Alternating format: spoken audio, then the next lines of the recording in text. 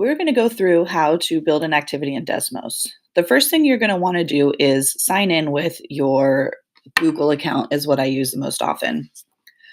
Now that we're in, you can see that you have a lot of options. On the left side, click the word custom and then new polygraph or new activity.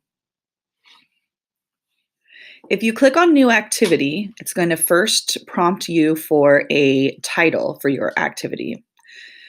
You're going to have lots of options here.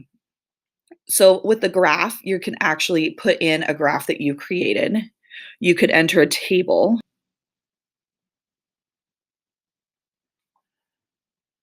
Or you could include a place for the students to be able to sketch their response or an answer onto a card. So you can include a background and have them then sketch on, much like what you did with the catch-up packet.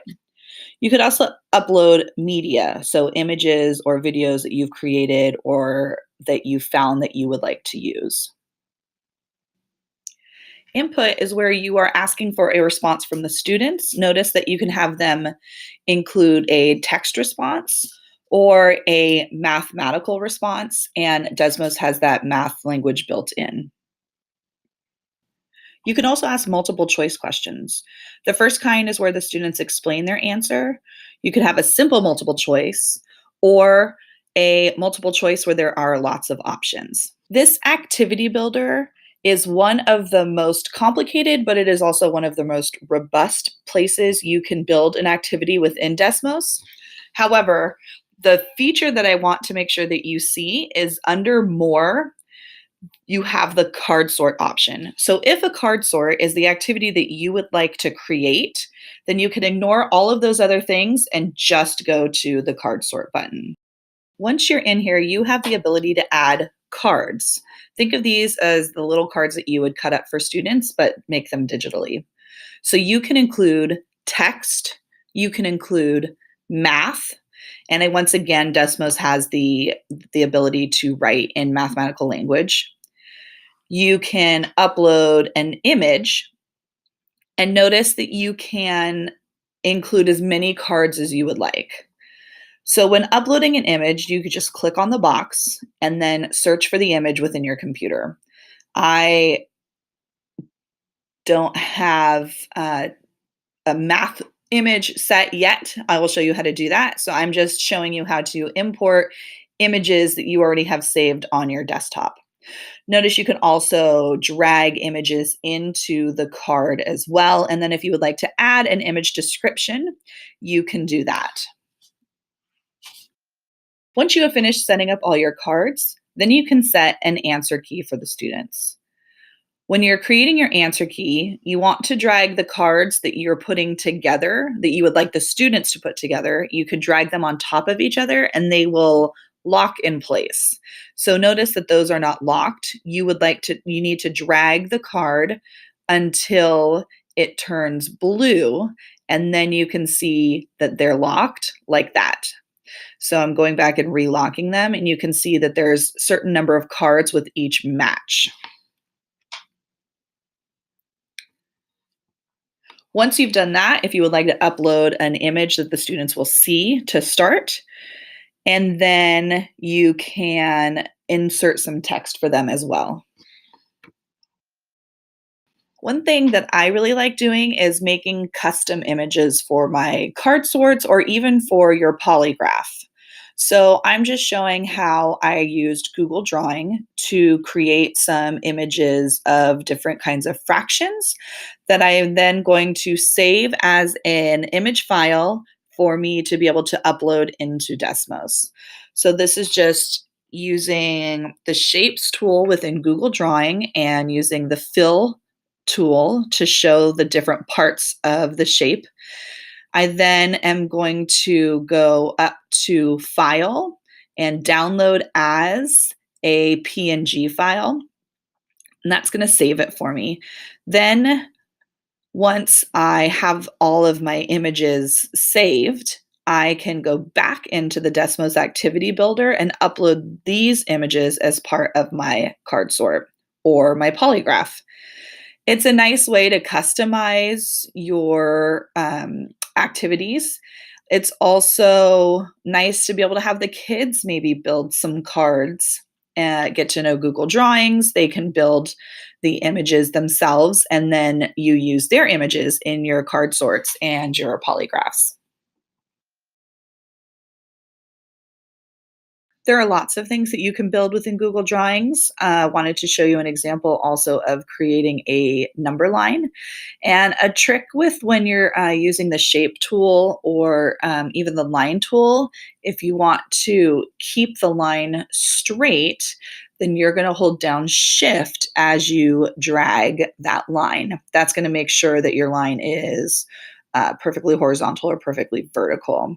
Same thing with the shapes. If you want to draw a perfect circle and not have it be an oval, then you're going to want to hold down the Shift key while you do that, and that's going to keep that shape in a perfect circle or a perfect square.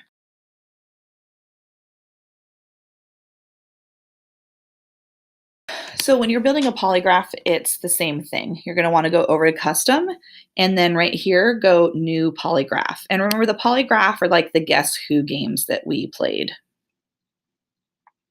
So again, you're going to add a title and then start building. So this is why when you played that game, it said the graph, because it's asking you to build on a graph. So you could, if you wanted to, insert points on a table, and you can see on the graph there that the points are showing up.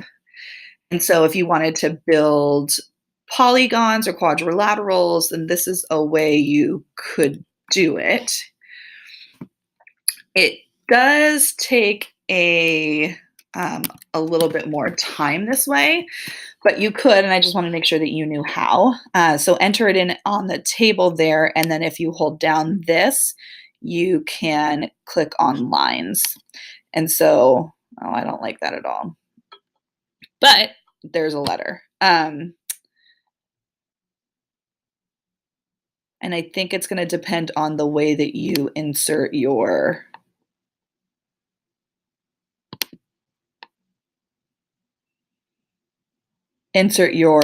points. So if we did 3, 1, and then 3, 4, and then 1, 4. Let's see if that worked. And then hit line. So then I would have to add this point again to get that line to go back down. So 1, 1. There we go. Now it's a rectangle. So I can turn off background right here. So now I just have this and as part of my polygraph. And you can see you're going to build your graphs over here. However, you can also just insert an image. So I can continue to upload images until I have my cards full. And again, I'm just showing you some random images here just so we can see what this looks like. And you're going to need to fill in each one of these. So if you wanted to just do points, you could do that. I'm going to turn this back on again. And this way you could customize it to just being points in quadrant 1. So I'm going to go ahead and fill these all in so that we can see what happens next. That if you put the same thing twice, it'll say duplicate here. So I'll need to adjust that. Once you're finished, you can hit done up in the right-hand side.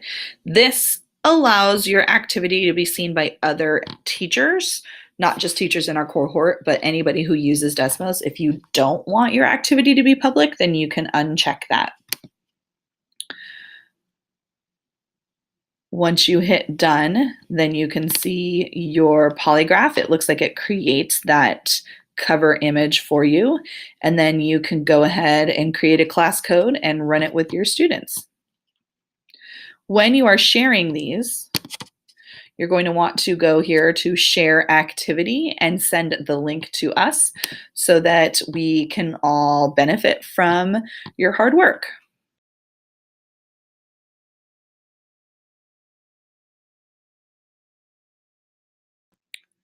The last thing that I wanted to show you was how to adjust your settings so that you can copy another person's activity and edit it for your purposes.